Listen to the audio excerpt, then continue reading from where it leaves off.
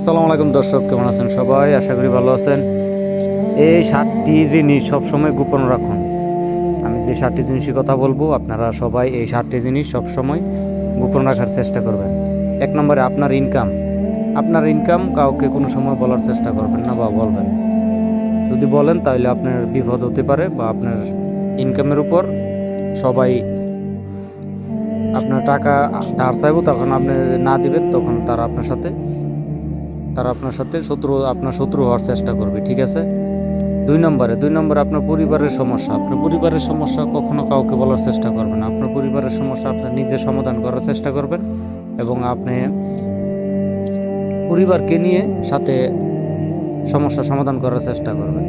3 নম্বরে আপনার শক্তি এবং দুর্বলতা।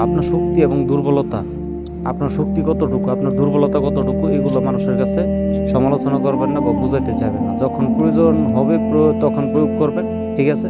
তাহলে আপনার কোনো ভবিষ্যতে কোনো সমস্যা হবে না। 4 নম্বরে আপনার পরবর্তী প্ল্যান কি? 4 নম্বরে এই বিষয়ে কখনো কাউকে বলার চেষ্টা করবেন না। যদি পরবর্তীতে প্ল্যান বলার চেষ্টা করেন, তাহলে আপনার প্ল্যান আপনি করার আগে অন্য কেউ করার চেষ্টা করে নিবে, ঠিক আছে? 5 নম্বর আপনার শত্রু কে আপনি কোনো সময় প্রকাশ করার চেষ্টা করবেন না। শত্রুর সাথে যখন আপনি মনে করবেন যে শত্রুর সাথে আপনি লড়াই করতে পারবেন, তখন আপনি প্রকাশ করবেন। এর আগে আপনি প্রকাশ করবেন না আপনার শত্রু কে, ঠিক আছে? 6 নম্বর আপনার লক্ষ্য কাউকে বলতে যাবেন না। আপনার লক্ষ্য কাউকে বলতে গেলে আপনার সমস্যা হতে পারে বা আপনাকে বিপদে ফেলাইতে পারে। 7 নম্বর আপনার রোগগুলো রোগের বিষয়ে কাউকে বলার চেষ্টা করবে না। তাহলে আপনাকে এই রোগের বিষয়ে বারবার এই রোগ আপনাকে স্মরণ করে দেওয়ার চেষ্টা করবে, আপনাকে হীনমন্যতা করবে, তা আপনাকে দুর্বল করার চেষ্টা করবে।